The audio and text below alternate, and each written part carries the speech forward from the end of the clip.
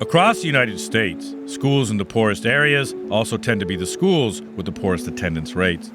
But one in Baltimore may have cracked the problem by investing time and money in things that most schools would never even consider. Correspondent Roberto Ferdman went to see how it works.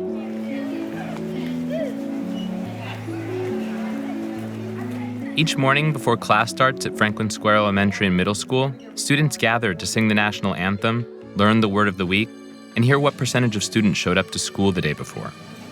Good morning, Franklin Square family members. Good morning. Thank you for coming to school. Yesterday, we were at 96.8%. Not bad. We want to get it 100, but let's shoot for 97. Let's shoot for 97% by the end of the week. You think we can do that?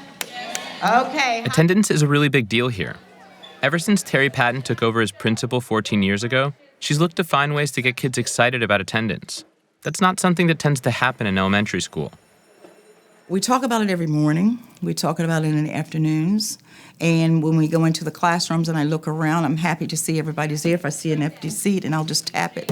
And the scholars know, they'll tell me so-and-so isn't here, or he or she is going to the bathroom or whatever.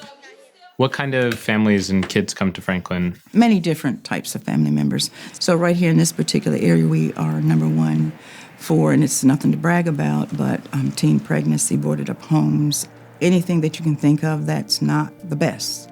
Franklin Square is one of the poorest schools in all of Baltimore, but it has a chronic absenteeism rate that's about half the citywide average. That doesn't happen by accident. We found out for some of them they didn't have clocks. That's the reason the child didn't make it to school. Of course, we gave out clocks. And someone said, well, the kids' clothes are always dirty. So someone donated us a washer. So we started by washing the scholars' clothes. It's a right to come into this building and knowing that I don't have socks on and I'm gonna get a pair of socks. Navy blue, boo-boo. Let's see if we can find navy blue. Okay. Franklin Square gives out uniforms to kids whose parents can't afford them. The school gets the clothes, like most extra things it provides, through donations. It also has a barber shop, where students with strong attendance records can book an appointment with Mr. T. He volunteers 2 days a week. Some kids come here, if they don't have a haircut or like first day of school, they don't have the shoes and stuff like that, they get picked on and teased. I'm positive, not with all the kids, but with some kids, their self-image is one of the reasons that they could hurt the school's attendance. Families whose children don't show up to school get a door hanger at home, asking where their child has been. That sort of personalized attention is the responsibility of Franklin Square's attendance monitor, a full-time position Deidre Reeder held for 6 years. You can't get the kid and be like, look, you got them to school. No, you got to talk to the parent to find out what's going on actually in that home, to find out why they're not coming to school and how can we help them get the kid to school. I know that you said that you called kids' parents when they didn't show up to school, but when they didn't show up many times, you would go to their house. I'll go to their homes, yes. I'll do a home visit. Second, third day, you getting a knock on the door, seeing my smiling face like, what's going on? How can I help you? You know, they have various reasons why they couldn't come to school or what was happening. And I always ask them, like, what can I do to help? You know, if it's an issue with, someone's sick in the house and I can't get them to school, well, guess what? On my way to work, I can pick them up. For many parents, it's exactly this sort of support that makes all the difference. Lawrence Braxton lives down the street. He has 7 children. 2 of them go to Franklin Square. They're at the point now where they get up on their own in the morning. They wake me up.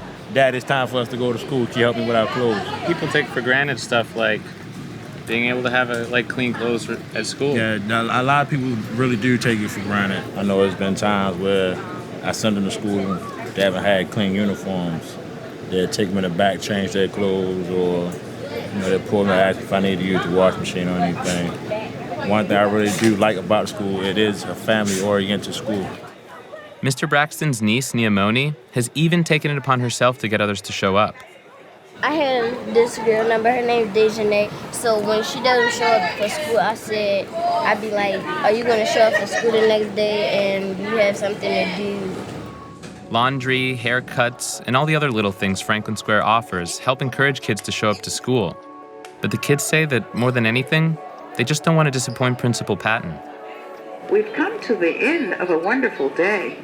We're at 97.47%. Way to go, scholars. Thank you for being here.